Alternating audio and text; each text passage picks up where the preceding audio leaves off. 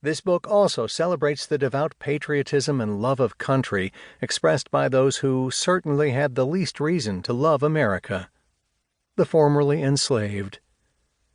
Once free, they intensely desired to fully participate in the ongoing American experiment. When new memorials are raised, it should be in their spirit, which is a love of America not just for what it has been, but for what we hope it will yet be. Finally, many white Americans in 2020 began a serious contemplation of their own personal role in ending racism in America. Some heeded the call by historian Ibram X. Kendi in his book How to Be an Anti-Racist, 2019, and began a process of self-examination. This examination can go beyond the individual. In this book, I weave in the story of my own great-grandfather's crimes as a Ku Klux Klan member. One hope for this book is that it will inspire others to take a closer and harder look not only at their own behavior and attitudes, but at their own family's role in the history of racism in America. It is a humbling experience. In an interview the brilliant writer James Baldwin gave to Esquire magazine in July 1968, another tumultuous year, he said something that was a lodestar in shaping this book. All that can save you now is your confrontation with your own history, which is not your past, but your present. Your history has led you to this moment, and you can only begin to change yourself by looking at what you are doing in the name of your history. Scott Farris, July 2020.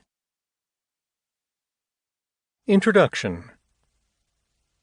People will not look forward to posterity who never look backward to their ancestors. Edmund Burke, Reflections on the French Revolution. My great-grandfather, John Clayton Farris, was a common farm laborer and twice-wounded Confederate Army veteran from pastoral York County, South Carolina, who became a member of the Ku Klux Klan following the Civil War. This genealogical discovery is how I came to learn about the most consequential criminal trials in American history, known as the Great South Carolina Ku Klux Klan Trials. The federal crackdown that culminated in these trials, conducted from 1871 to 1873, destroyed the Ku Klux, the largest domestic terror organization our nation has ever known. The Klan disappeared from American life for nearly a half-century, until it was resurrected in a new incarnation following the release of the odious 1915 film Birth of a Nation, which was based on real-life characters involved in these trials. Yet the history of these trials is not widely known, nor do they play a prominent role in most scholarly histories of Reconstruction, to the degree the history of Reconstruction is widely discussed at all. When I began working on this book, the Reconstruction era was not a topic of broad public interest. On an early visit to the new National Museum of African American History and Culture, I marveled that the full array of displays on Reconstruction might fit in a modestly sized living room.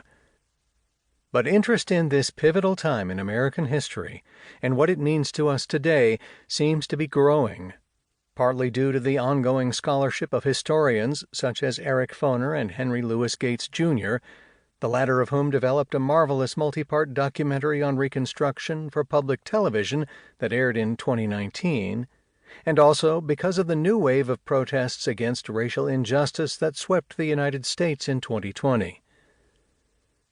With improved hindsight, we see that Reconstruction offered the opportunity for an alternate history of the United States that might have spared our nation many of the travails of racial division.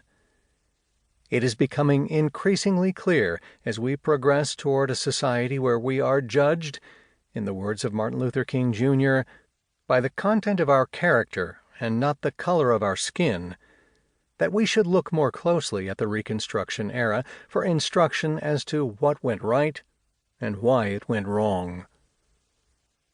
The Great South Carolina Ku Klux Klan trials were the high point of Reconstruction and the most concerted effort the federal government would make to secure the civil rights of African Americans, indeed of all Americans, for a century.